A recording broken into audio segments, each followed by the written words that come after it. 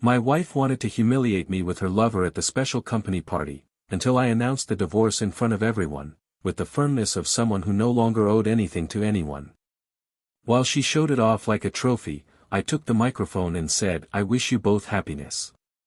The room fell silent, and I left, leaving behind the appearances, the pain, and the part of me that insisted on loving her. The truth is, no one expects to be betrayed by someone who promised otherwise.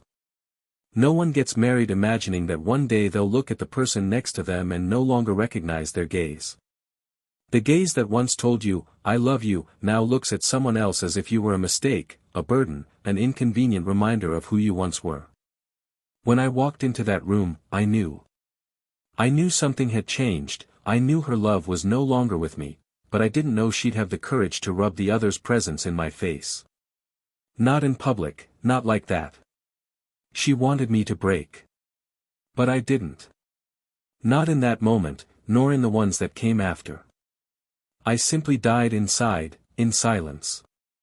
The loud music, the lights, the forced laughter all around, everything seemed so small compared to what she was doing to me.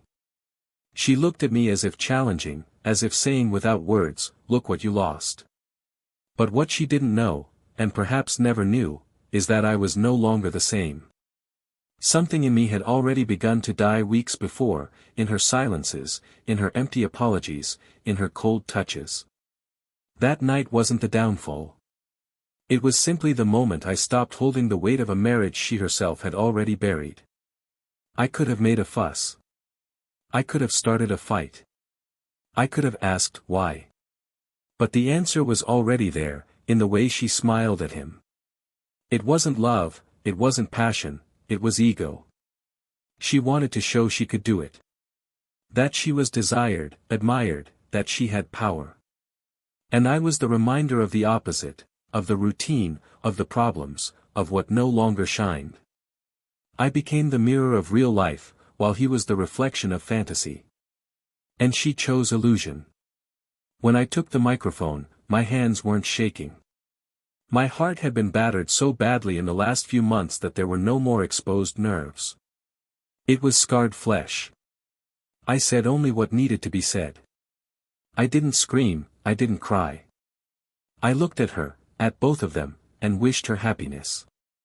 A wish that wasn't sincere, but also not false. It was just, the end. A loud full stop. A goodbye she hadn't expected. The party stopped. The laughter died in everyone's throats. And I left.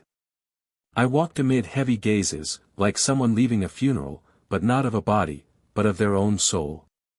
The weeks that followed were an exercise in detachment.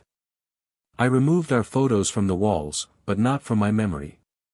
The memories came like stabs in the back, especially at night.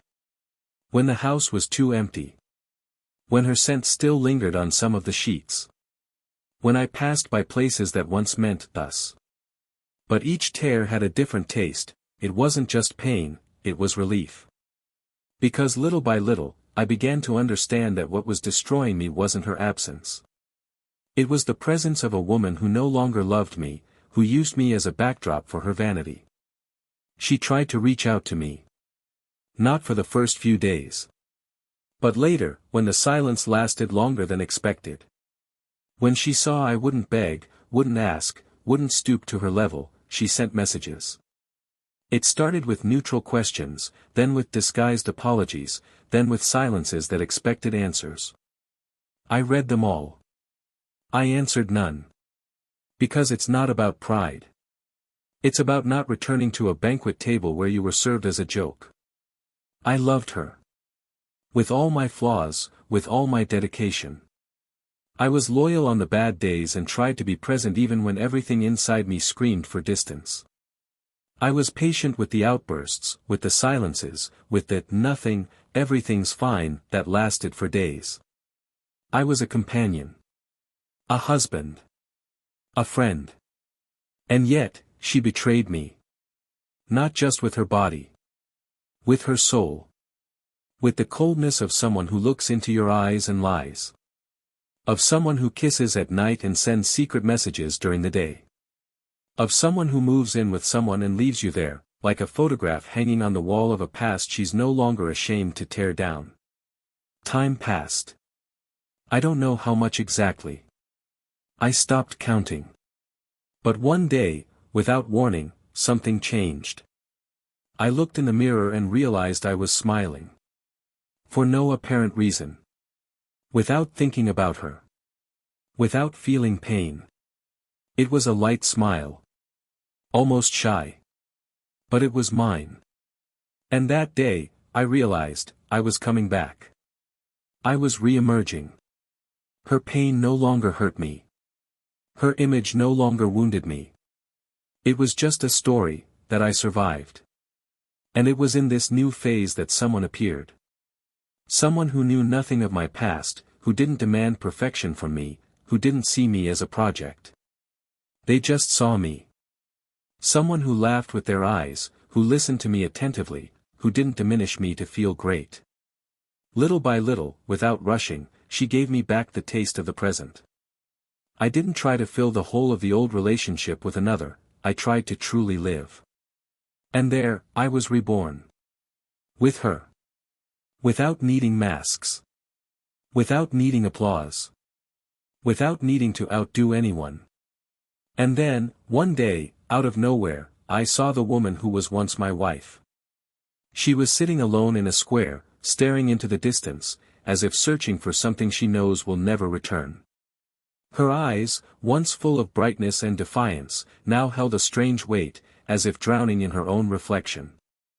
And in that moment, I understood, her true punishment wasn't being alone. It was seeing me happy, truly.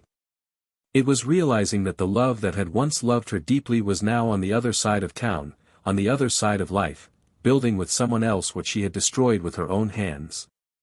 She didn't have the courage to speak to me. She just looked at me from afar. And maybe, just maybe, in that look, I heard the unspoken plea for forgiveness. But it was too late. Because I wasn't that man anymore. And she, unfortunately, was still the same woman. Proud, empty, waiting for someone to rescue her from a hole she'd dug herself. But the story doesn't end there. Because there's one last detail. A moment that gave me goosebumps, that silenced me inside, and that perhaps was the last, unspoken, between us. It was when, years later, walking with my new family through a random square, I heard a childish voice saying, "Daddy." I smiled, held the little girl's hand, and kept walking. But when I looked up, I saw, a few feet away, that same face, now aged by regret. She was watching us. Not with anger. Not with envy. But with the kind of sadness that can't be shouted at, can't be expelled, can't be overcome. The kind of sadness of someone who knows, they've lost what they hold most dear. And lost it by choice. And in that silent exchange of glances, I understood something I'll never forget. Sometimes, the true punishment isn't being abandoned. It's seeing, with your own eyes, what you could have been, and weren't. What you could have lived, and destroyed. What you held in your hands, and threw away. Because there's no greater pain than witnessing the happiness of someone you made cry, and knowing that that happiness no longer belongs to you. But what happened at that party, what led up to it, what was said, and what came after, there's so much more to it all. Because before the pain, there was love. And before the separation, there were attempts. And before the betrayal, there was silence. A silence that screamed for attention. That begged for affection. That wanted to be heard. But was ignored. Now, all that remains is to understand, where did it all begin to fall apart? And why did someone who had everything choose to lose it? Perhaps, the answer lies in all that was never said. And that's where this story truly begins. Welcome to the channel. Here, we do not romanticize betrayal. Each story is a work of fiction created to show, with truth and intensity, how betrayal corrodes, wounds, and destroys everything that could have been love. Our scripts are not just stories, they are warnings. Because those who trade true love for a moment of ego lose much more than they imagine. Get ready for an intense narrative, full of emotion, twists and turns, and real consequences. Press play, and get ready for a story shocking. Gabriel was the kind of man who commanded attention without needing to say a word. He had a calm, almost silent, yet firm presence. His eyes listened more than his mouth spoke, hands that knew how to work delicately, and a way of listening as if the world slowed down around him. He was a civil engineer, meticulous in his calculations and careful in his affections. He lived a simple but meaningful life, always seeking harmony between what he felt and what he did. From an early age, he had learned that love is built like a house, with patience, with a solid foundation, and without rushing to build new floors. That's why, when he met Helena, he knew there was something unusual about her. She was the opposite in every way. Intense, extroverted, engaging. She had an easy smile and an incredible ability to dominate any room. Helena was the kind of woman you noticed before you even saw her fully. Her energy arrived before she did. And that, somehow, enchanted Gabriel. The beginning was swift, full of passion and lightness. Two completely different worlds collided and, for a time, created a perfect fusion. Gabriel brought stability, while Helena pushed him out of his comfort zone. She told him he needed to live more, take more risks, dream bigger. He replied that she needed to step back from time to time, to take a good look before rushing. The balance between them seemed to work. The differences that could have initially driven them apart, united them tightly. They were the contrast that colored their routine. Over time, their relationship matured, and marriage came as a natural consequence. It was the next stage of something that felt right, even if, deep down, there were signs that their rhythms weren't quite the same. When they married, they chose an apartment near the city center, a functional and well-decorated place where Helena could express her good taste.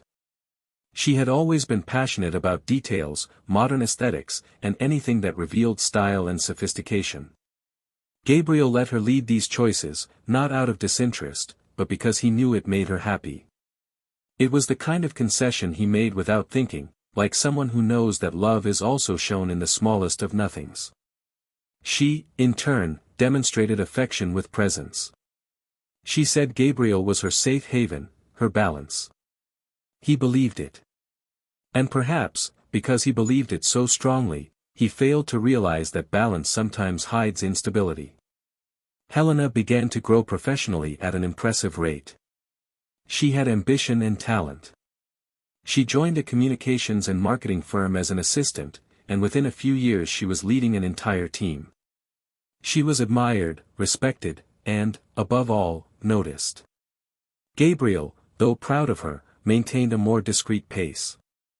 He worked at a construction company, where he was respected for his professionalism and ethics.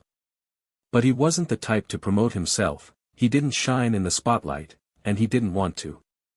While she began attending events, dinners, and evening meetings, he maintained a simple routine: work, home, gym, a book before bed. The time between them grew shorter, not because of fights or lack of love, but because of the difference in routines that, little by little, began to stretch the elastic band of their relationship. In everyone's eyes, they were an admirable couple. She was vibrant, he was centered. She was explosive, he was rational. But there was something invisible happening behind the walls of their home, a slight emotional erosion. Small miscommunications, days when one would arrive and the other would already be asleep, moments when they were in the same space but in different worlds. Gabriel noticed the weariness in Helena's eyes, but preferred not to press her. He had always respected her space, and so he interpreted the separation as professional fatigue. Helena, in turn, felt increasingly misunderstood, as if her world were expanding while his remained static. She was beginning to grow irritated by his silence, his lack of ambition, the predictable routine that had once been comforting and now felt like a prison. They still had dinner together a few times a week, but the silence at the table was already longer than the conversations. Helena talked about her projects, her work trips, her new contacts, the important figures who now frequented her circle. Gabriel listened attentively, but he sensed something in her eyes that he could no longer grasp. It was as if she were always somewhere else, even though she was there. He tried not to hypothesize. He preferred to trust. He always had. He was never the controlling type. He never snooped through her phone, never questioned too much. He was a man who believed that love, when true, doesn't need surveillance. Perhaps it was this overconfidence that left him vulnerable. But in that moment, there was no betrayal. There was distance. A silent, cruel distancing that unfolds silently, and no one knows when it truly began. What hurt the most was realizing the good times still existed. It wasn't a completely broken relationship. Sometimes she'd rest her head on his shoulder during a movie. Sometimes he'd catch her looking at him tenderly, like in the old days. Sometimes they'd laugh together over something silly. And these sparks of affection kept Gabriel hopeful. He believed every marriage goes through phases, that it was just a difficult time. He saw no malice in her eyes, only weariness. And that kept him going. Because Gabriel wasn't a man to give up easily. If there was love, he fought. If there was silence, he waited. If there was coldness, he lit the fire. Helena, in turn, began to question whether she was still the passionate woman who swore eternal love at the altar. She began to wonder if that calm, predictable man was still enough to accompany her dreams. She began to compare the intensity she saw in the outside world with the stability she had at home. And the problem with comparisons is that they're almost always unfair. Because no one sees the other person completely. Only the brilliance, the performance, the public image. Meanwhile, the real partner is at home, with dark circles under his eyes, bills to pay, real worries. And in this silent comparison, Gabriel was losing ground in her mind and heart. But he didn't know it. Not yet. The couple, who once slept hand in hand, now slept facing opposite sides. The touch was no longer constant. The affectionate words diminished. The kisses became mechanical, as if they were calendar obligations. Gabriel tried to counter this with small gestures, affectionate notes, coffee in bed, texts throughout the day. But it all seemed insufficient. Helena thanked him, smiled, but the glow didn't return. It was like trying to warm a body that no longer feels cold, because it no longer feels anything. Celebrations of special occasions still took place, but with a painful formality. Birthdays with dinners where silence spoke louder than words. Wedding anniversaries that seemed more like a reminder of what once was than a celebration of what still was. Gabriel persisted. Not out of blindness. But out of faith. Because, for him, love isn't thrown away at the first sign of difficulty. He still saw in Helena the woman who enchanted him. I still saw traces of the beginning. He still believed they could find their way again.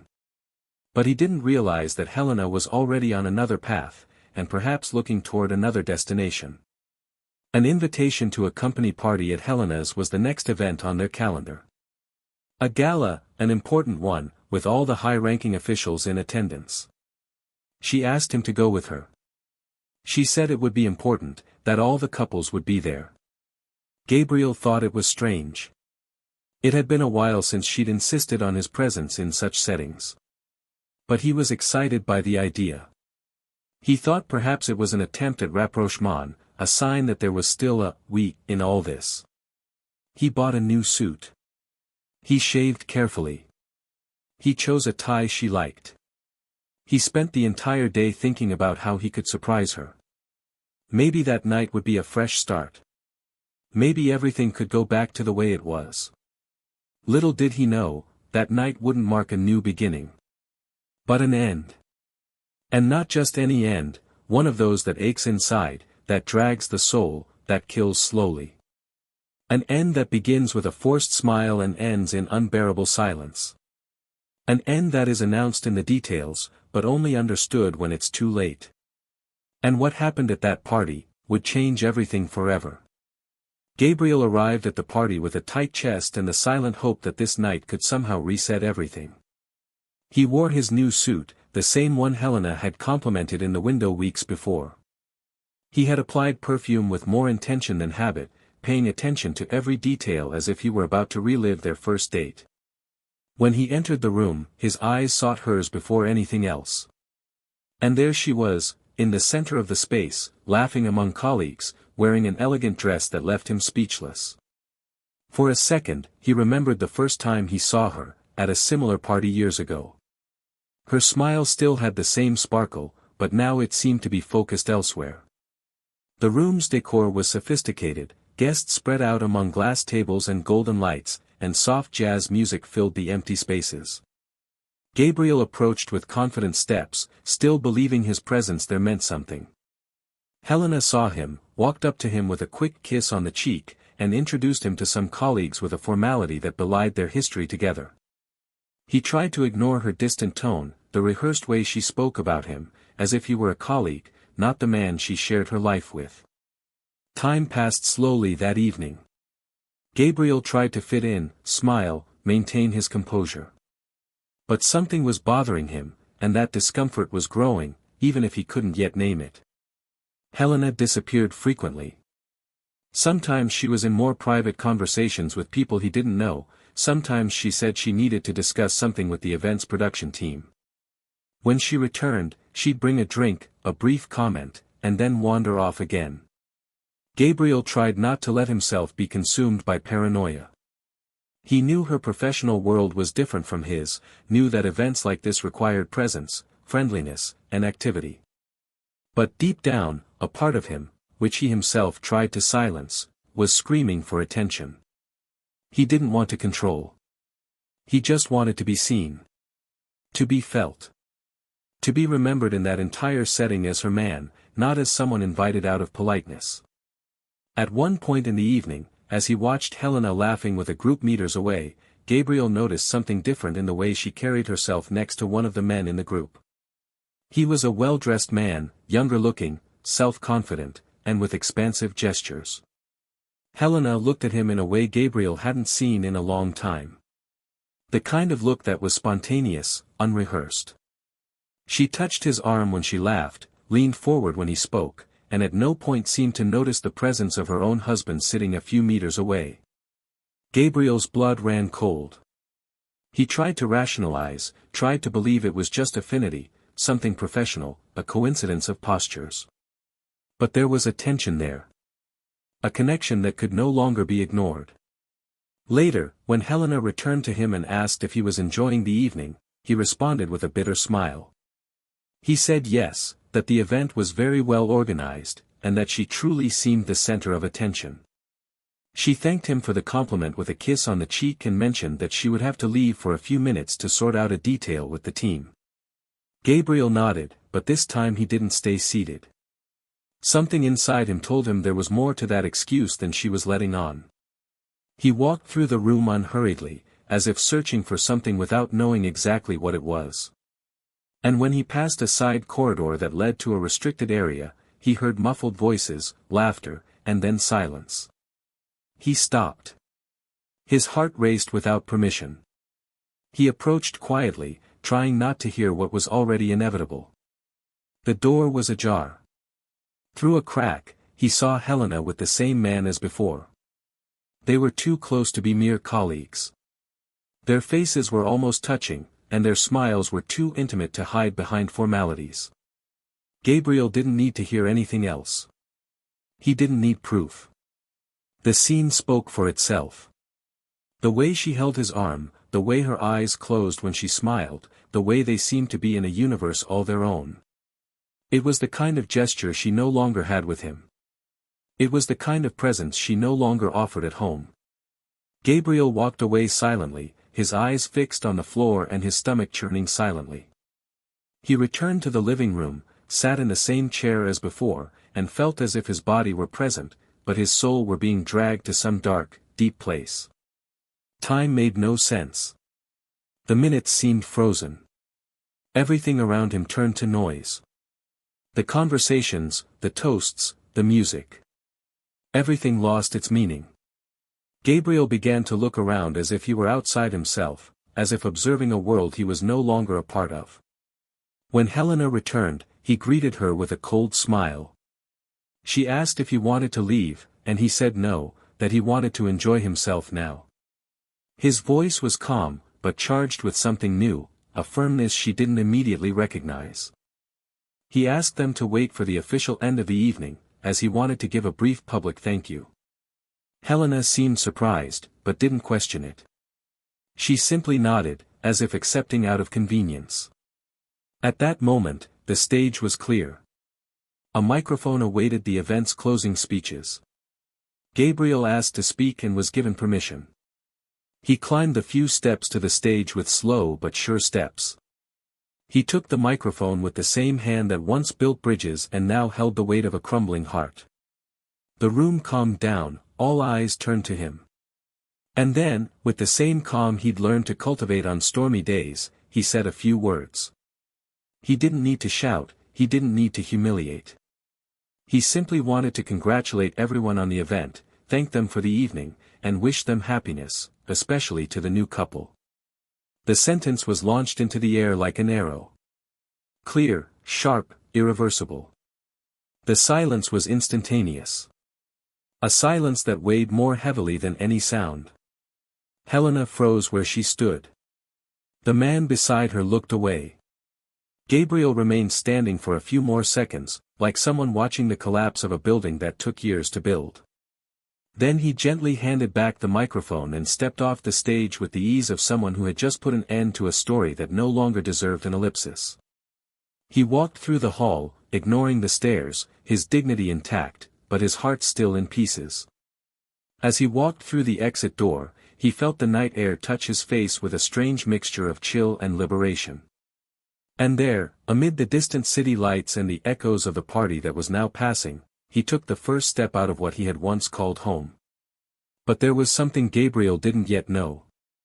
Something that would make everything even more painful and revealing. A secret that remained hidden, watching everything from the darkness, waiting for the right moment to emerge. Because not all betrayals happen in the body. Some begin much earlier, in places in the soul where love has already been expelled. And this secret, when it came to light, would change not only the way he saw Helena, but also the way he saw himself. Gabriel didn't return home that night. He drove for hours aimlessly, trying to understand where, at what exact point, everything had slipped out of control. He stopped the car in front of the beach, sat in the passenger seat, turned off the engine, and simply stood there, staring into the darkness as if waiting for some answer to emerge from it. The pain wasn't just for what he'd seen. It was for what he'd lost long before that, and which was only now becoming clear. Love hadn't died in betrayal. It had already been dying silently, slowly, and he clung to the corpse of that relationship with blind faith, believing it was alive. Now, with no more excuses, no more lies, reality lay bare before him. But there was still one missing piece. A piece he hadn't known existed, and which, when fitted together, would forever change the shape of the past. 2 days later, Helena showed up at home. Gabriel was there, silent, sitting on the sofa as if awaiting the inevitable. She entered slowly, carrying a bag over her shoulder and her face drawn. The heels that always marked her arrival now clicked timidly on the cold living room floor. Gabriel said nothing. He simply looked at her with steady eyes, eyes of someone who no longer needed to hear excuses. But Helena seemed different. No longer defensive, nor arrogant. She was fragile, with an expression that mixed fear, regret, and something harder to identify. She sat in the opposite chair, took off her shoes, and let out a heavy sigh. For a few seconds, the silence between them was almost palpable. Until she began to speak. He said there were no excuses. That what he did was unforgivable. That he'd lost himself amidst his own ambitions, his desire to be admired, his fear of stagnating. She said she felt forgotten by Gabriel, as if the routine had erased the woman she wanted to continue being. Gabriel listened in silence, his gaze fixed on her, without interrupting. But none of it surprised him. He'd already relived those excuses 1,000 times in his own head. What he hadn't expected was what came next. Helena said she needed to tell him something she'd never had the courage to reveal. Something she'd been carrying for too long. Gabriel frowned but remained silent. That was when, with teary eyes, a choked voice, and trembling fingers, she blurted out the truth she'd been burying since the beginning: the betrayal that night wasn't the first. And, more than that, that man, the same one from the party, wasn't just a recent lover. She'd known him for much longer than Gabriel could have imagined. The shock passed like a silent thunderclap through Gabriel's body. His eyes widened without realizing it, his stomach clenched involuntarily. But Helena didn't stop. She said that months ago, during a work trip, she ran into this man again by chance. They had met years earlier, even before she met Gabriel, and had always had an intense chemistry, though nothing serious had ever happened. At the reunion, everything seemed innocent, a coffee between colleagues, a nostalgic conversation. But from then on, Helena began keeping in touch, first with sporadic messages, then with constant calls, until the emotional connection turned into desire. Gabriel shifted in his chair for the first time. He ran his hands over his face, took a deep breath, but still didn't break off. She said she resisted for a while, trying to maintain boundaries, trying to avoid the inevitable. But the involvement grew, and worst of all, she confessed, was that it didn't happen all at once. It was as if she crossed one line, then another, and then another, until, before she realized, she was already too far gone. When Gabriel asked, in a low voice, when exactly their first time had been, she hesitated for a moment and then whispered, a month after their wedding anniversary. Gabriel closed his eyes. That date was unforgettable. He had prepared a special evening, they had dinner together, he even cried reading a card she had written. A card he now realized had been a sham. But Helena wasn't finished yet. She said there was more. Gabriel looked up with suppressed anger. More than that? She hesitated, bit her lip, and said he needed to know because it was fair, because he deserved to know who he'd really been married to. It was then that she revealed the secret she'd been hiding like a stone deep in her chest: she hadn't just betrayed him emotionally and physically. She'd shared intimate details of her marriage with her lover. Details, outbursts, complaints, things that belonged only to the two of them. And worse, she'd laughed about it all with him. She'd turned their lives into a joke. A topic of private conversation. Gabriel felt as if a knife had pierced his chest. His face drained of color. His hand trembled, but he held his gaze steady, as if he needed to hear it all through, even knowing that each word tore a piece of his soul apart. He asked, in a hoarse voice, if there was love. Helena said she didn't know. That she'd confused a lot. That, in truth, she enjoyed the feeling of being desired, of feeling alive again, but that later she realized it was empty. That it was an illusion that crumbled when the other man began treating her as disposable. She said that, after the scandal at the party, he simply walked away. He didn't want to deal with the exposure, the pressure. He said he didn't want to be with someone who would abandon everything on impulse. Helena then found herself alone. Without her lover, without her husband. And for the first time, she felt the true weight of what she had done. Gabriel was silent for long minutes. He walked to the window, looked at the dark sky, and remembered the first time he saw Helena crying. Back then, he swore to himself he would never be the cause of her tears. Now, he was the reason for her silence. But not out of cruelty. It was the consequence of what she herself had caused. He turned, looked at her, and told her there was nothing left between them. That forgiveness, if it came, would mean no return. That he would not return to the arms of the one who had broken him into pieces while smiling at someone else. He said he hoped she would find peace, but that peace would not be with him. Helena wept silently. The tears flowed uncontrollably, her face contorted with regret.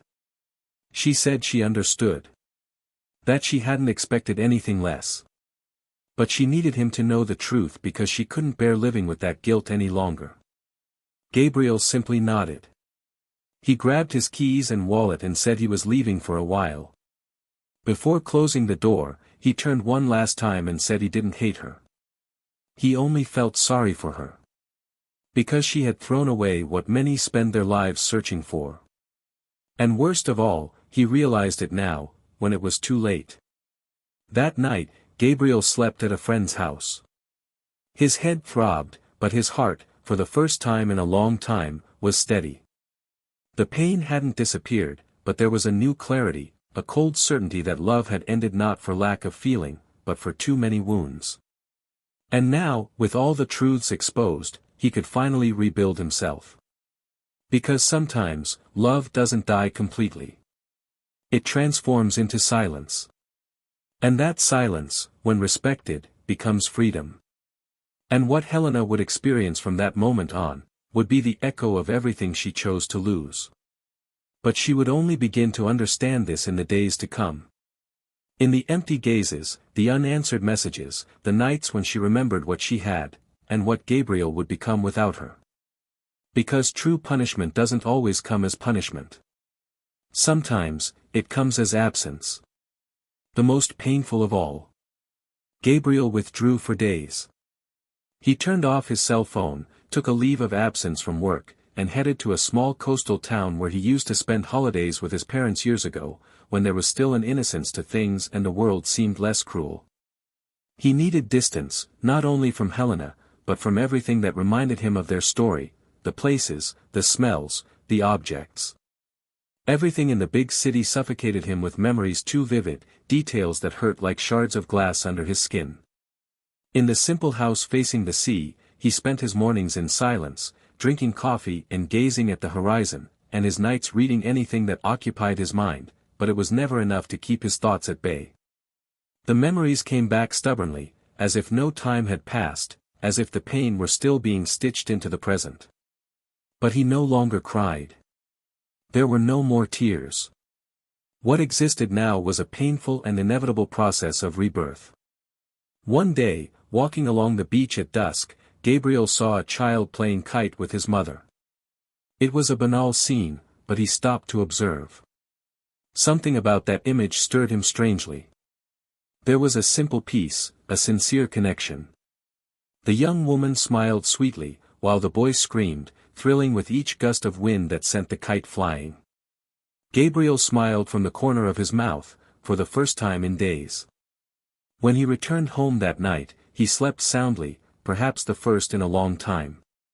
The next day, he saw them again, this time at the ice cream shop downtown. She recognized him, or perhaps she just sensed he was watching her closely.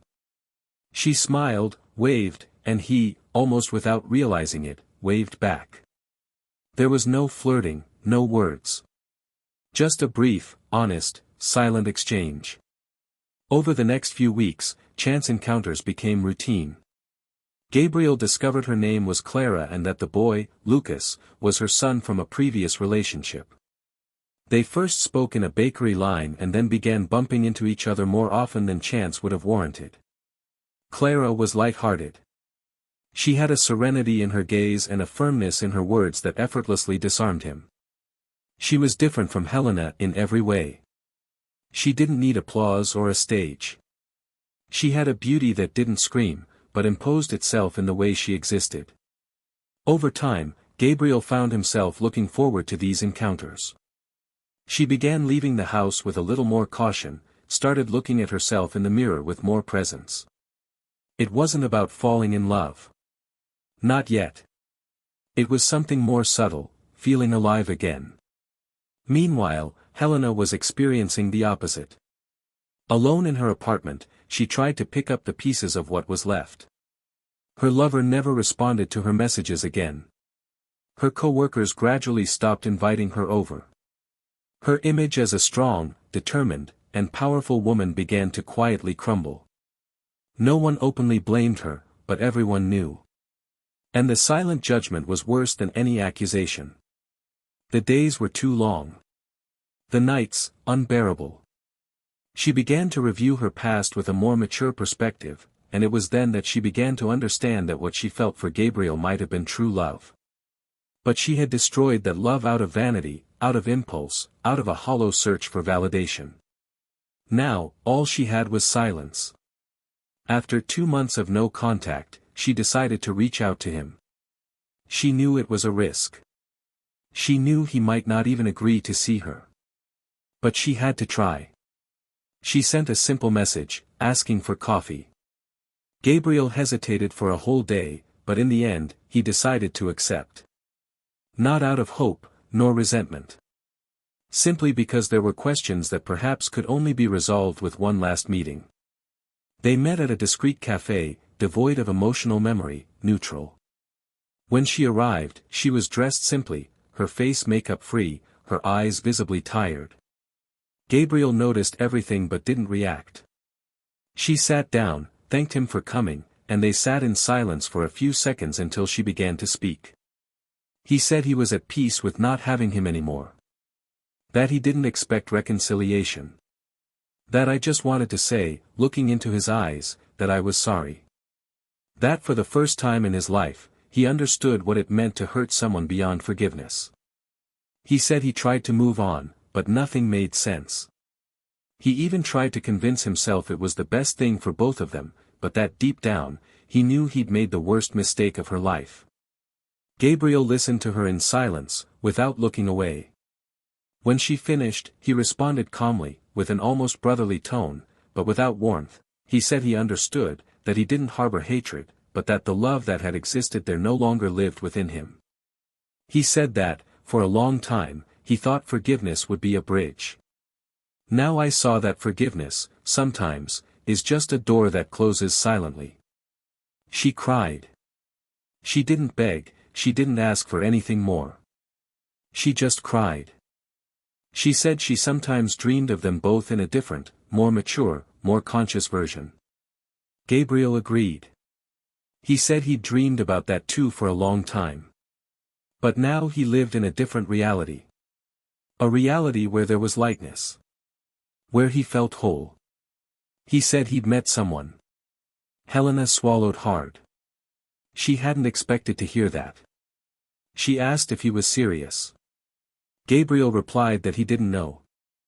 That he was being truthful, taking it one day at a time. But that with that woman, he felt he could be himself, without having to constantly prove himself. The conversation ended with a handshake and a final look. When Helena left the café, Gabriel stood for a few more minutes staring at his empty cup. He didn't feel sad. He felt an end. And sometimes, an end is also a relief. He got up, paid the bill, and left. The months passed, and Clara became a constant presence. Gabriel got to know Lucas better, helping with chores, taking him on walks. They developed a genuine, unhurried bond. One day, on their way back from the beach, Lucas took Gabriel's hand and said matter-of-factly that he wished he were his real father. Gabriel swallowed his emotion.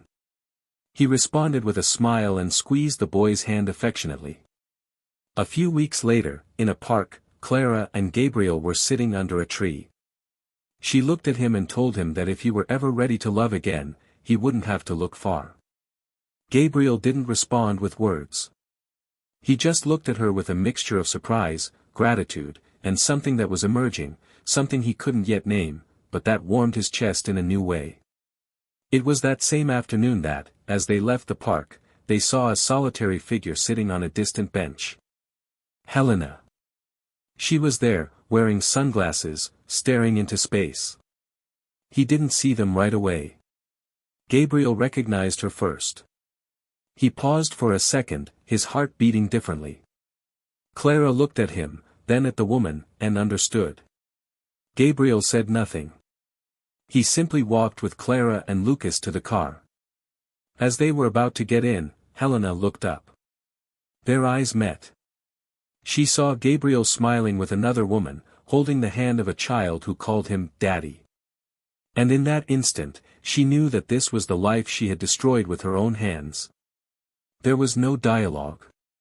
There was no scene. Just a long, silent, deep look. Helena lowered her head. And Gabriel, without rancor, simply got in the car and drove away.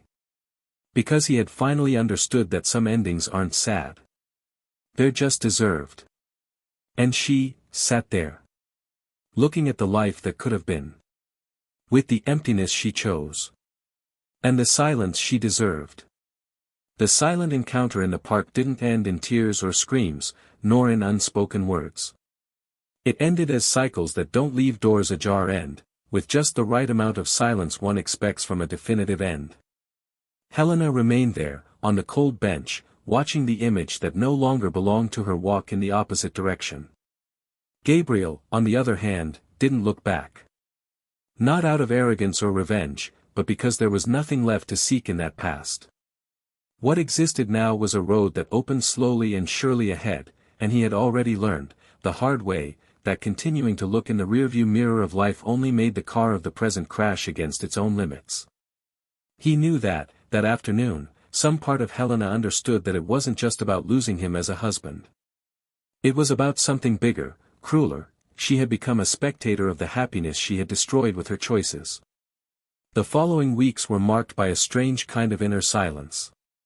Not the same one Gabriel had known at the beginning of his grief, the one that tightened his chest and made the walls echo with memories.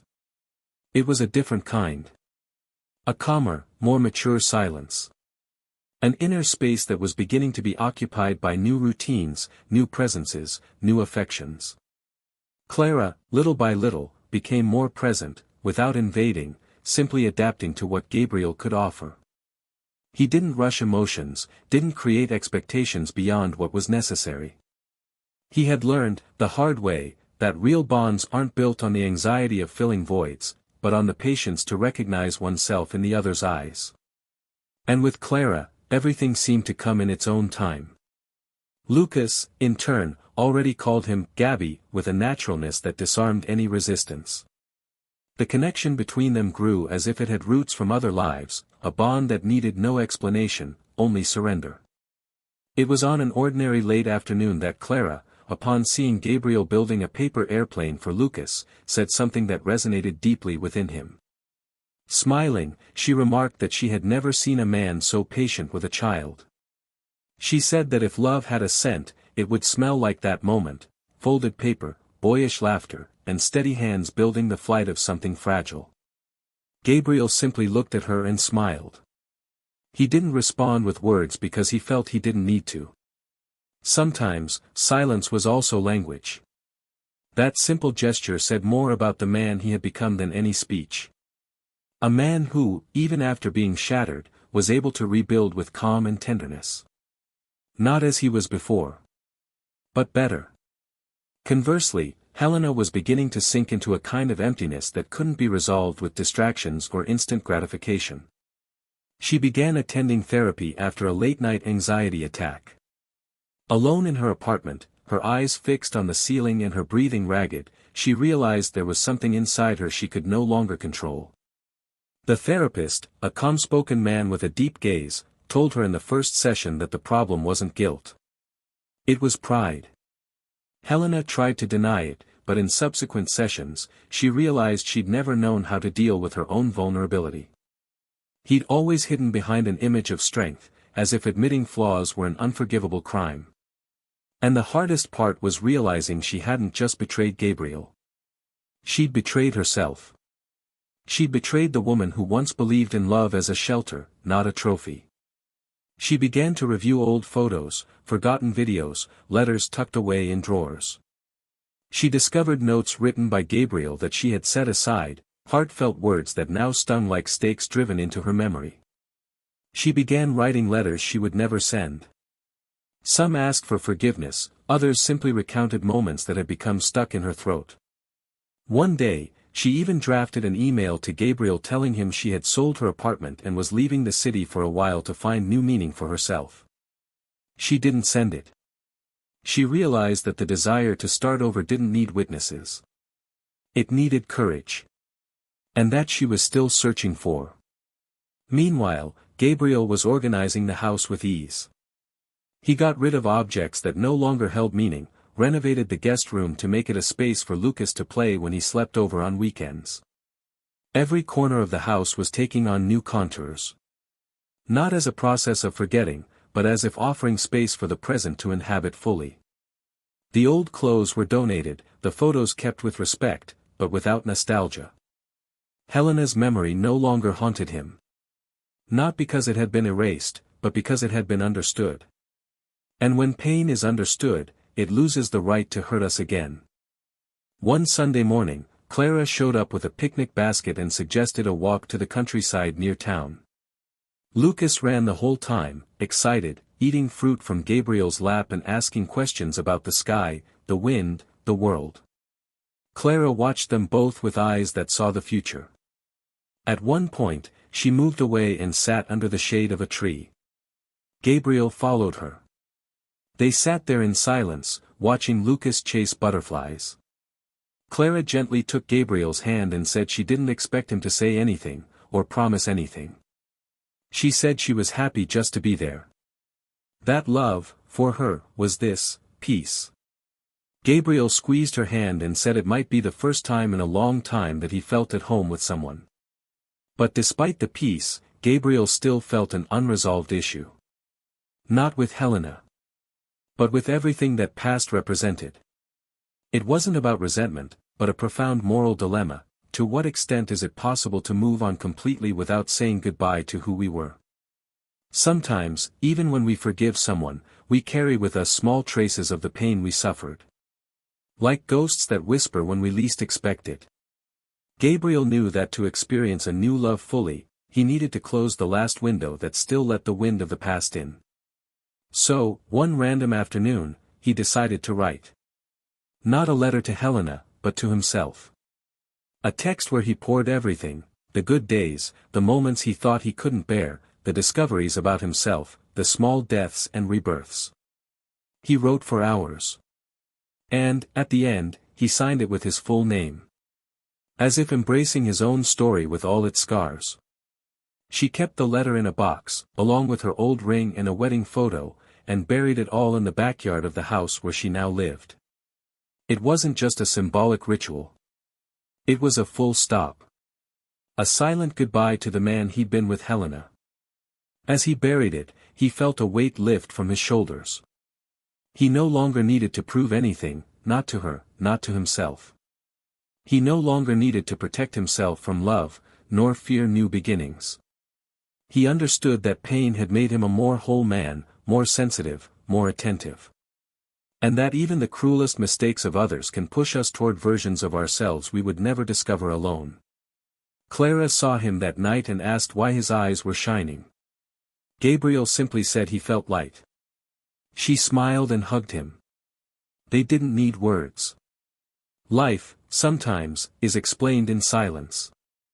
And it was at this point in the story that the past ceased to be a wound and became merely a memory. The pain had finally fulfilled its purpose, to teach, to transform, and then, to depart. The true love that had been betrayed was no longer a loss. It was the root of something greater. Of a new love, a new life. And for Helena, the silence that remained was merely the echo of everything she had once chosen to let slip through her fingers. The end of that afternoon, when Gabriel buried the last physical reminder of what he had experienced with Helena in the garden, represented not only the closing of a cycle, but the silent beginning of a new stage where pain was no longer the protagonist, but a story that no longer told itself. There was now a different space within him, something that couldn't be called complete happiness, but that came dangerously close to peace, and perhaps, in the real world, that would be even more valuable. The lightness with which he began to navigate his days indicated a healing in progress, a kind of reconstruction that didn't erase the scars, but made them become part of the skin, not exposed wounds. Gabriel, even without knowing it, was moving towards something much greater than simple overcoming. He was finally becoming the man he had always tried to be, but who had never had the space to exist while trying to save himself in a relationship drowning in the other's vanity. Clara, in turn, perceived his transformation with admirable sensitivity. She never pressured him to label what they were experiencing, nor demanded that he conform to preconceived notions about relationships. She understood time as an ally, not an enemy.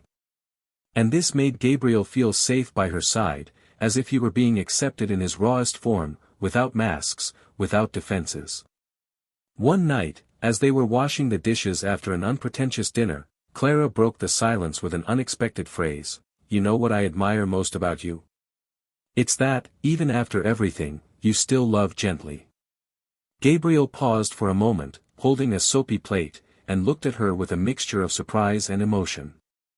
He didn't respond immediately, but that phrase echoed within him for days, a reminder that surviving profound pain and still keeping your heart soft is one of the rarest and most courageous forms of love. Meanwhile, Helen had left town. She'd handed over the keys to her apartment, sold her car, quit her job, and left. He didn't tell anyone, didn't make a fuss. She needed to disappear from the place where everything had fallen apart, to try to find, in another landscape, a piece of herself untainted by guilt. She chose a smaller town, where no one knew her, rented a small apartment, and began teaching consulting classes to beginners in the marketing industry. Her days were simple now. She walked to work, cooked her own meals, read forgotten novels on the shelf, and tried, somehow, to learn to live with herself. It was the first time in her adult life that she was unseen by anyone. And in this forced anonymity, she began to see the woman she'd always tried to hide behind an image of independence and success. She was a woman more fragile than she imagined, more lonely than she cared to admit, but still, willing to change. To acknowledge, in no uncertain terms, that she'd caused an emotional tragedy out of fear of facing her own shortcomings.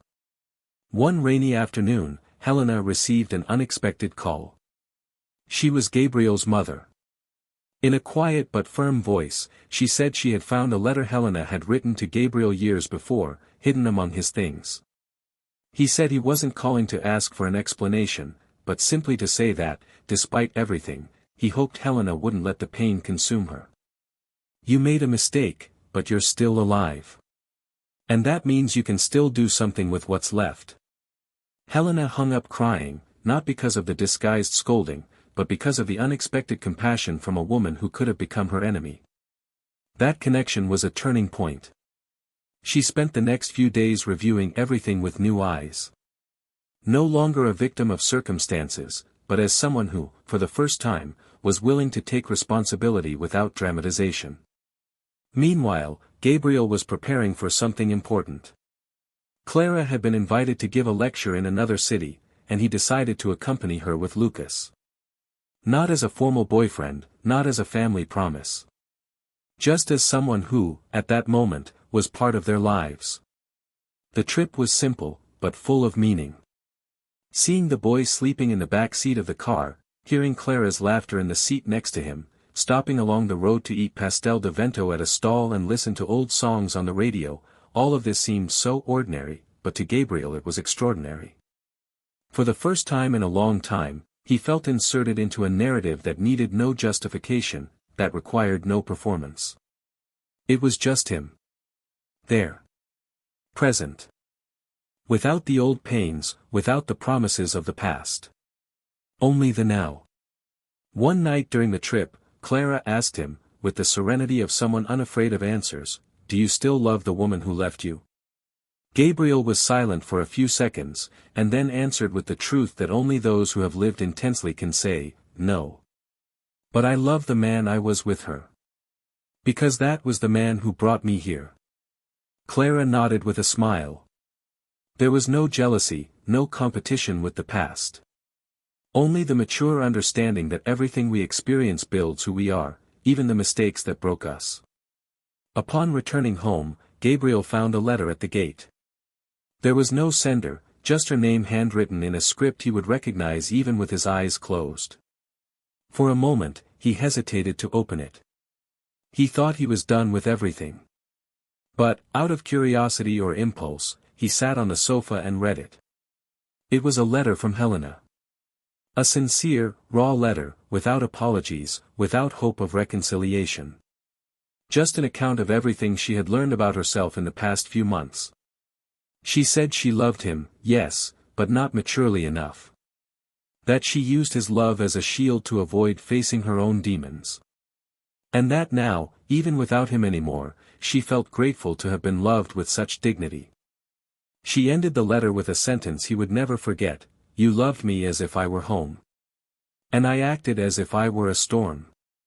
But it was in the damage I inflicted on both of us that I finally learned to rebuild myself." Gabriel closed his eyes for a moment. He felt neither anger nor compassion. He felt understanding. And that, for him, was more than enough. Their story was over, yes. But it was no longer a minefield within him. It was just a story. One among many. And that freed him from any need for emotional revenge. That night, Clara saw him differently. More whole. More free. And Gabriel looked at her as if he finally saw, without distortion, the true beauty of what lay before him. The end was approaching. But not like a fall. It was coming like a birth. Like the last page of a book that, despite all the pain, was worth reading to the end. Life went on, not in a rush, but with the firmness of someone who doesn't turn back. Gabriel never heard from Helena again. The letter was the last bridge between them, and there was no response. Not because he lacked courage or empathy, but because the answer was already in the way he lived afterward. When pain is understood, it loses its power to return. And that's exactly what happened. Gabriel didn't need to retaliate, didn't need to erase the past, didn't need to make a point of showing anyone how much he had overcome. His new life spoke for him, silently. Clara, increasingly present, occupied the space with the lightness of someone who doesn't try to replace anyone, but simply builds something new with respect for what was. And Lucas, with his spontaneous way, began to see him as a constant figure, almost as someone who had always been there, even when he wasn't yet. The affection between them grew like a root growing in solid ground, without fanfare, but with depth. As the months passed, Gabriel and Clara began to consider the possibility of sharing a roof. There was no formal request, no grand declarations. It was one afternoon when Clara needed to stop by the grocery store and asked him to pick up Lucas from school. He went. The boy ran into his arms as if he were his own father, with the same trust, the same joy. On the way home, Lucas said he wanted to draw a house for the three of them together. Gabriel, upon hearing this, paused for a few seconds before answering, as if feeling a knot unravel inside. When Clara arrived and saw her son's drawing, she in a blue dress, Gabriel in a white shirt, and Lucas between them holding her hands, she understood that the answer to all her questions was already there. The three of them were already a family. Not by convention, but by bond. By choice. As this new life quietly took shape, Helena underwent a transformation she never expected. In another city, with few resources and far from familiar faces, she was forced to work with the bare minimum, without the glitter of high-ranking positions, without the accolades of professional achievements that had previously defined her identity. She lived through difficult times, sleepless nights, and gray days. But it was amidst this emotional chaos that she began to rebuild herself.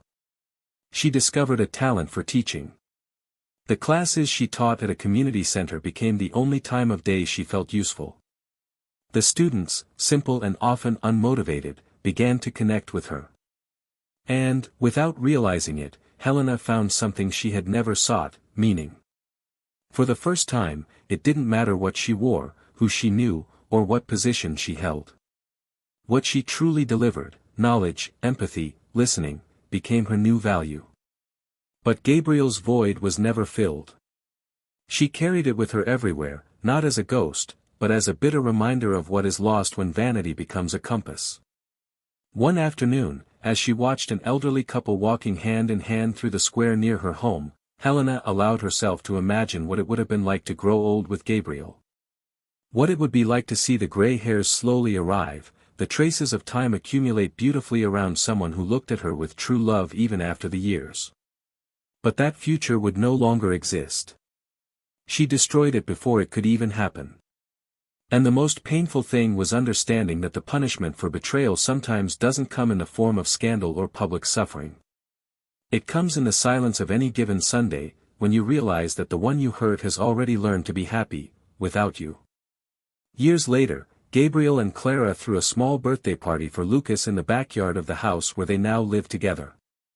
Close friends, neighbors, laughter, simplicity. Lucas ran across the lawn with other children, Gabriel patiently put up decorations, Clara arranged the sweets on the makeshift table. Everything was sincere, everything was light. During the celebration, Gabriel received an envelope brought by a friend who had recently crossed paths with Helena. Inside was a small, old photograph. It was a forgotten image of the wedding that had never been developed. Helena had written on the back, "Even though everything ended badly, I'm still grateful that for a time it was the most beautiful home I ever had." Gabriel read it, stared at the image for a few seconds, and then placed the envelope inside a box. Not like a treasure, but like a page turned once and for all. Time had done its work. And the love he knew, though betrayed, had been real. Only now, the love he experienced wasn't a memory. It was present. It was true. It was a daily choice. That same month, Clara received an offer for a new professional position, and together they decided to accept. They moved to another city, with more infrastructure for Lucas and an environment where they could start over on an even stronger footing.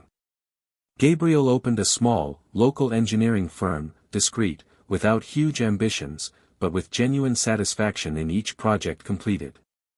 The life they had built wasn't perfect, but it was honest, stable, based on respect, admiration, and care. And that was more than enough to be called happiness. Helena, although she never got seriously involved with anyone again, didn't give up trying to be a better person. She continued her volunteer work, opened an online mentoring channel for women who felt emotionally lost, and began using her own story as an example of where a lack of awareness can lead. She never romanticized what she experienced. She accepted her mistakes without victimization. And so, discreetly, she regained something she thought she had lost forever, her own dignity.